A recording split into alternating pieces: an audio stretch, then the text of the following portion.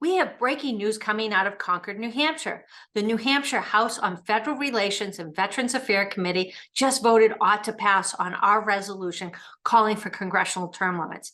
I want to thank Representative Scott Wallace for sponsoring it. We got a vote 11-6. We're really pleased with the momentum we're building in New Hampshire with 40 bipartisan legislators supporting our efforts. Way to go, New Hampshire.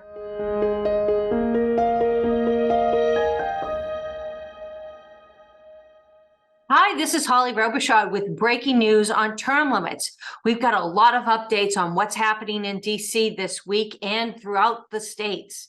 We are working every day to make term limits happen. I'm sure you've heard of our U.S. Term Limits Pledge. This pledge is signed by candidates running for Congress or the Senate.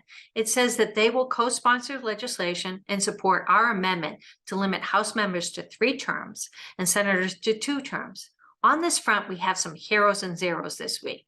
Representative Valdeo of California's District 22 and Representative Miller Meeks from Iowa's 1st District are our zeros. They have refused to sign the pledge.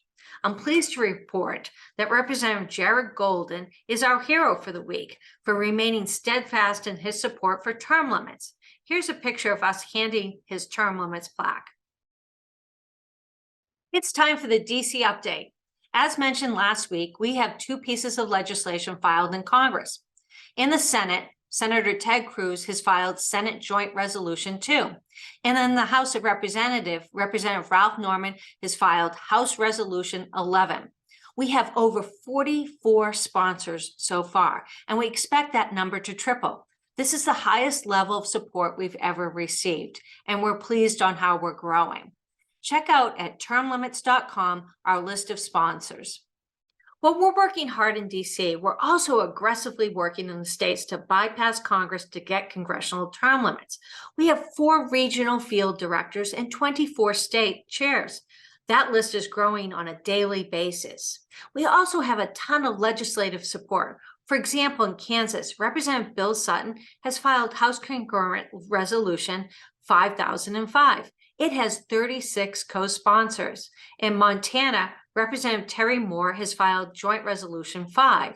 In Indiana, Senator John Ford has filed Senate Joint Resolution 16. And in South Dakota, Representative Greg Jamieson has filed House Joint Resolution 5002. We're extremely pleased by our progress, but we've got to keep building on it. One of the motivating factors for me getting involved with U.S. term limits is the fact that 90%, that's right, 90% of the PAC money goes to incumbents. That's a very high hurdle for any challenger candidate to overcome. So we need congressional term limits, and we believe that term limits can become a reality. We have the momentum and we have the support of the people, but we can't do it without you. So I urge you to go to ustermlimits.org and get involved. Stay tuned each week as we give you more and more updates on how we're working to bypass Congress and pass term limits on Congress. Now it's time for our corrupt politician of the week. This week, it's Florida's Vern Buchanan. Buchanan has been in office since 2007. That's 16 years. He's refused to sign our term limits pledge. Buchanan owns car dealerships. And in 2008, he listed his numerous employees as campaign contributors. But later, it turned out they were straw donors. What's a straw donor? Straw donors are when someone makes a contribution and then the candidate repays them. He also coerced his business partners to file false statements on his financial disclosure forms. It's time for a fresh face down there in Florida. Don't forget, we're just a few weeks away from National Term Limits Day, which is February 27th.